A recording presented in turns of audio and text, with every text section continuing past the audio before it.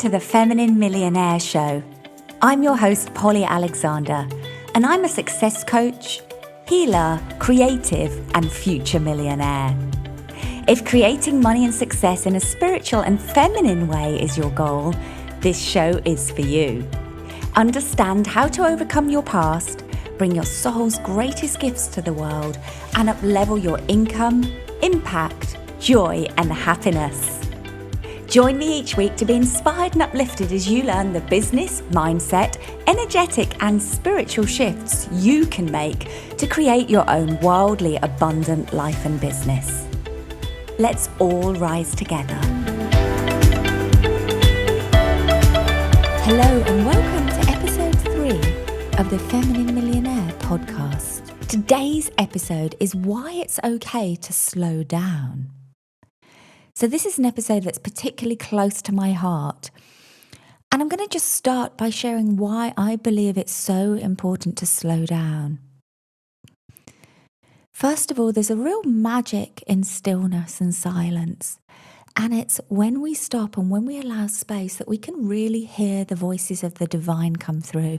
This is when we can access that feminine, wise, intuitive part of ourselves. And the energy we put out into the world directly affects the energy we receive back in the form of clients, money, appreciation, recognition, and results.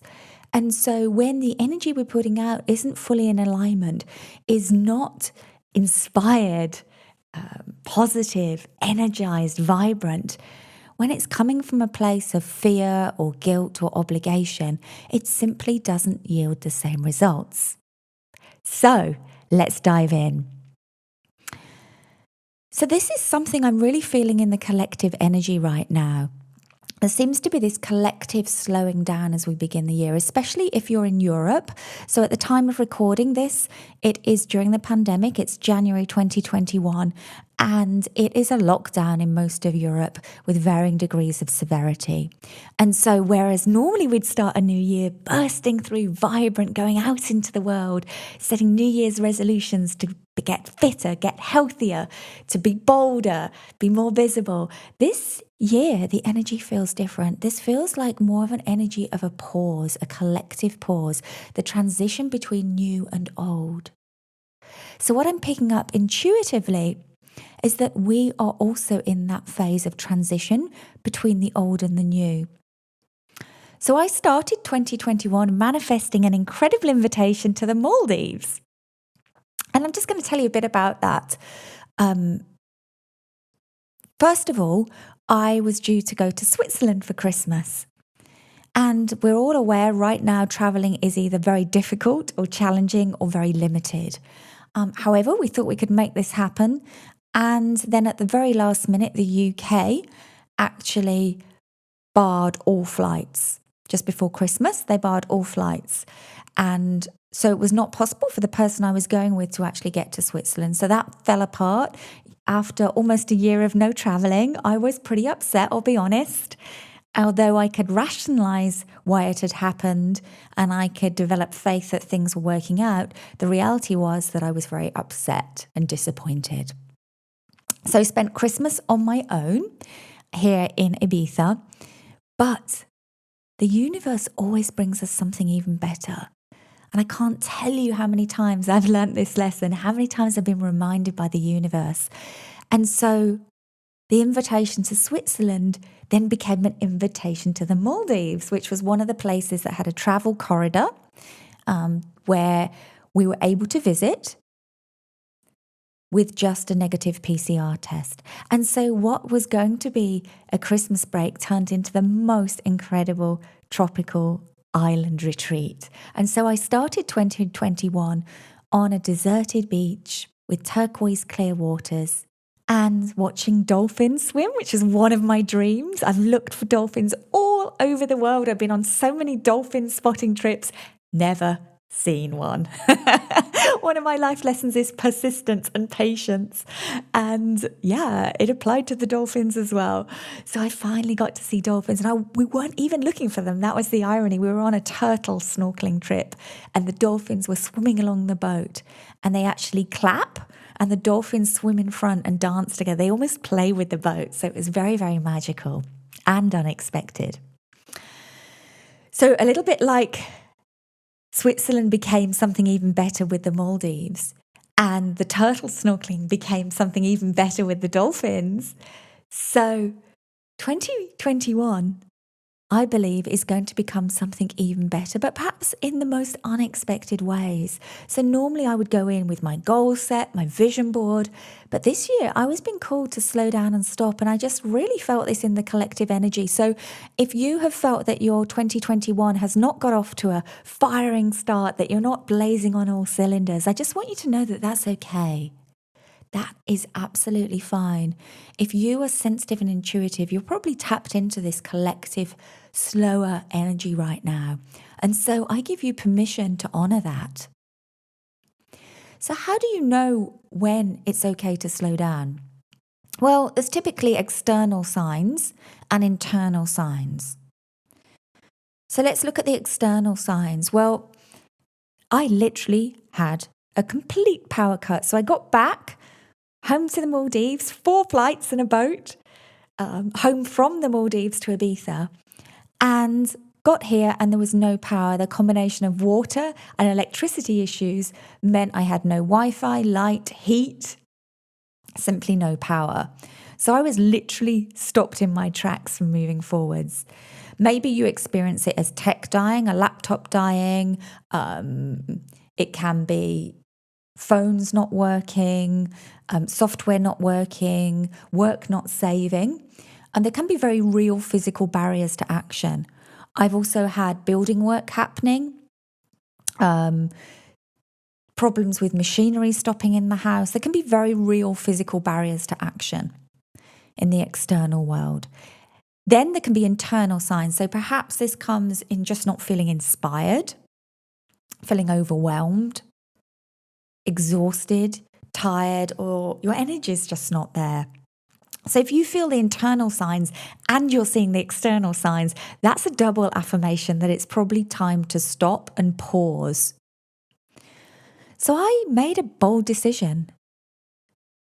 I gave myself permission to start the year from February, to take time to integrate 2020, which is so important to reflect on the year past. We're always looking forwards. We're always looking for the next thing, living in the future. And yet one of the most powerful things we can do is to look back. We don't stay there, but we visit. We look back. We integrate our learnings. We process our lessons. We celebrate our successes and our growth. And then, and only then, do we move forwards? Do we focus on creation? I cannot tell you how powerful it is to do this process before you start planning your year ahead. And then allow time for the ideas, for the inspiration, for the desires to come through for the year ahead. And this way, by giving them time and space, they'll come through without forcing or pushing, but with inspiration. So I'm going to give you some questions to ask yourself. So if you haven't integrated 2020 yet, or you haven't created the time or space to really review your year, here's some powerful questions you can ask yourself. And these are the questions I use with my Thrive Mastermind women. Very, very powerful process. We have a workbook, and then we also do it together, and everybody shares their answers. So the first question is to list your successes this year. And really take the time to do that. This can be a little session in its own. Successes can be anything that was meaningful to you. They don't have to be monetary. They don't have to be results orientated. They can be shifts in how you are thinking or feeling or behaving or showing up. So I thought I'd share some of my successes to give you an idea, inspire you. So one of my successes was developing a new friendship with someone on another continent that we developed online. We met briefly online before the pandemic started a year ago, and we forged a friendship, speaking most weeks over Zoom, supporting each other, kind of like a mastermind partnership, if you like. And we've developed a really strong connection. And it's just been one of the magical things about lockdown that I didn't see coming. And that undoubtedly we would not have created the intention, the time, or the energy to cultivate had the world been opened up as it usually is. Another of my wins of 2020 was fabulous clothes at fabulous prices. So for anybody who has income available, and I know many of you may not right now, but if you do, it's an incredible time to go clothes shopping online, because this is one of the industries that's been hit. You know, we're not going out, we're not socializing as much, we're not going to weddings, to parties. So fashion sales, apart from loungewear and workout gear, are down. And so there's been the most incredible sales on sites like Net-a-Porter. And I believe in buying wardrobe classics and pieces that I will wear for years, and beautifully tailored pieces. And so I've been able to up-level my investment in some fantastic pieces this year at fantastic prices. And for that, I'm incredibly grateful. I'll talk about this another time, but getting clear on what you value is a really big part of becoming more abundant and creating a more wealthy life. And in the process of my own money journey, I became aware that I needed to adjust my spending so it was more aligned with my values. And one of the adjustments I made was to spend less on eating out, less on restaurants, and more on clothes. And that actually felt so expansive and so joyful, because I realized actually I love beautiful clothes, and that's okay. It's okay to spend money on them because they truly bring me joy. And so by decreasing spend that was being done less consciously on things that I enjoyed but didn't bring me the same level of joy or fulfillment, I was able to increase spend in other areas. So for me, well-being and self-development is still my number one category for expenditure, but probably second to that, and this is excluding bills, second to that is probably my wardrobe budget, and that brings me a lot of joy since I made that adjustment. So I can give you permission to do that if that calls you. Another of my successes in 2020 was pulling off the Thrive Beautifully LA live event in March, right before the pandemic restrictions kicked in and all live events were cancelled. I truly believe that this was divinely protected. I also flew with my dog, long haul, with Teddy Pom Pom for the very first time. That was on my vision board as well, to actually travel the world with my dog. And we pulled it off in the nick of time. And I have incredible memories of running down Sunset Boulevard with Teddy late at night, having fun, of meeting up with people from all over the world, of leading my group, of having a really powerful, expansive event, of the incredible food, and of having a photo shoot with Teddy Pom Pom. Check out my Instagram to see pictures from that. So there were many, many successes, and I haven't even touched on the business successes. And I just wanted you to be aware of, when we actually sit down and review things, the year is always a better year than the one we had in our mind. We're sort of hardwired to focus on the negative. It's a survival instinct. And so we always give negative things more attention than we give positive. So when you actually sit down and make your list of successes, I can guarantee it will change your perception of your 2020. And so when we make the successes bigger than the failures, bigger than the setbacks, bigger than the disappointments, we're taking our energy to a new place, and we're attracting from that new place, which is so powerful. Okay, so let's share some other things that are part of this end of year review. So your firsts, list out the things you did for the first time. To feel that we're growing is really, really important, that we're always growing and evolving. If you're not growing, you're dying. I always remember that phrase very powerfully. It stayed in my mind, that I was taught early on in my journey. If you're not growing, you're dying. So list the things you did for the first time. And then list the challenges you overcame. What were the challenges you overcame in 2020? What were the strengths you developed? You know, really diving into what were the strengths you developed, and what were the top lessons you learned as a soul?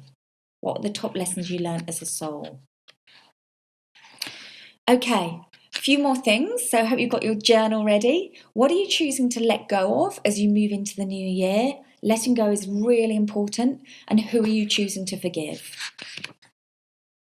Really important to learn the lessons and then list what you're grateful for. Now, in this section, I had 25 people who made a difference to my life last year in small and big ways that I'm so, so grateful for. I didn't realize how much support was available to me in my life last year. Again, this is a big reframe. When you list out all of the people that have supported, taught you, that you've learned from, and supported you in some way, helped you in your personal, your business life, you will expand your perception of how much support is available to you. So you're also going to look at your income, your biggest business and work successes, and what you do differently in your business and life as a result of your learnings. Such a powerful process. So this is what I've been making space for, and I've been enjoying it. I've been creating space. I haven't been rushing through it, but I've been allowing it to feel good. Pick an environment that it feels good. Put music or scents on that feel good.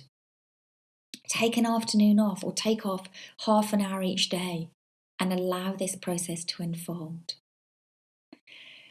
So, it's okay to slow down. One of the reasons that slowing down has been important to me is to break the habit of overworking. So many of us ambitious female entrepreneurs, we push ourselves very, very hard.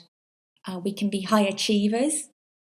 We push ourselves forwards blindly, sometimes ignoring our health, our energy, our well-being, or even our true desires, and we can get disconnected from them when we're moving fast. So when you make this decision to go slower, you are actually actively breaking that habit of overworking. So what beliefs do you need to cultivate in order to take time off? I'm going to share a few of the beliefs that I believe are powerful. The first one is that your business will not die if you stop and honor your need for rest. I used to be so worried about missing out. So 15 years ago, I was a photographer, and I remember going on holiday to India, and I remember trying to find internet cafes every day to check my email in case someone had inquired about me shooting their wedding. I was going on holiday in January, which is a big time for engagements post-Christmas and people starting to wedding plan. So the first 3 months of the year, you can get a lot of inquiries. And I was worried. I had this scarcity mentality that if I missed an inquiry, there wouldn't be another one coming in, that I maybe wouldn't make the money I needed for that year. So that I would put a lot of pressure on myself to always be on email, always be responding to inquiries, and I wasn't able to fully switch off. Second belief is asking yourself, is this really urgent or am I just making it that way?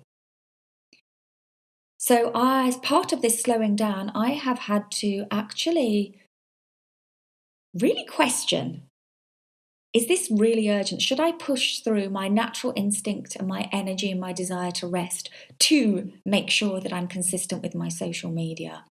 And a lot of the time, the answer was no.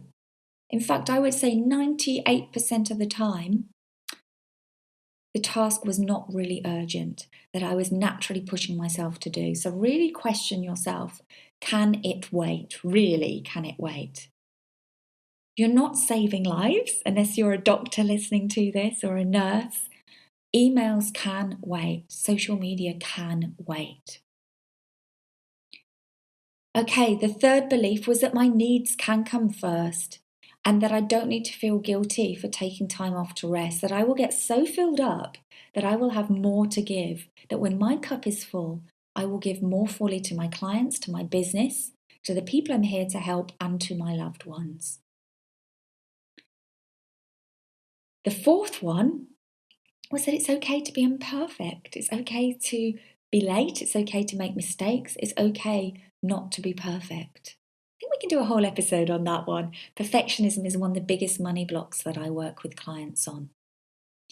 The fifth one is all about boundaries, that it's okay to set boundaries and it's okay to say no to others' demands. So for me, it looked like switching my phone off, telling my partner that I'm not available because I need to focus on work, or I need to focus on myself. It's asking your kids to give you some time and space and teaching them that that is a part of taking care of yourself. It's saying no to clients. It's putting boundaries around your availability. Again, another huge topic. And the last belief I want to share with you is that faster is not always better. There's been times in my business journey I've gone so fast, thinking that unconsciously thinking that would create success. And what I've learned is that faster is not always better. So I hope that has supported you. And I intend that you create the space to really allow in a deeper level of awareness for yourself, a deeper connection to you, your path, your mission, what you're here to do. And then, when you're ready, allowing what this year is about for you to come through, rather than pushing and forcing, come from that feminine energy and really allow it to come through. I've been sitting on what my words are for the year. I recommend choosing 1 to 3 words as themes for the year and allowing them to come through. Nothing came for me for a while. I was like, wow, I don't know what my themes are. And then slowly they've started to emerge. And one of those words is bold. So this is going to be a year of bold actions for me, of bold decisions. I don't know what those are yet, but that word is shining brightly for me. And that came through this process over the last few weeks of opening, slowing down and allowing. So, can you give yourself permission to slow down if that feels aligned for you? Can you trust that it's okay? Can you trust that your business will be safe? Can you trust that it's in the highest good? I wish you a wonderful week and I cannot wait to be with you very soon. Thank you so much for listening. This is such an exciting journey for me to take. I'm so excited to be able to share so much more of behind the scenes to creating a truly abundant life with you. And I always love to hear from you. Bye for now. Thank you for joining me for this episode of The Feminine Millionaire. If you enjoyed the show, please make sure that you subscribe so you automatically get the new episodes every week. And I would love it if you left me a review. This would mean so much to me, and I will send everyone that writes a review a copy of my Manifest Your Biggest Month Ever meditation, not available publicly. Just send a screenshot of your review to support@pollyalexandre.com and my team will get it out to you. I also invite all of you to sign up for my free gift, a success meditation, which contains powerful energy work and helps you rewrite your limiting beliefs around money and success on a deep subconscious level. Go to pollyalexandre.com/success-meditation or click on the link below this episode.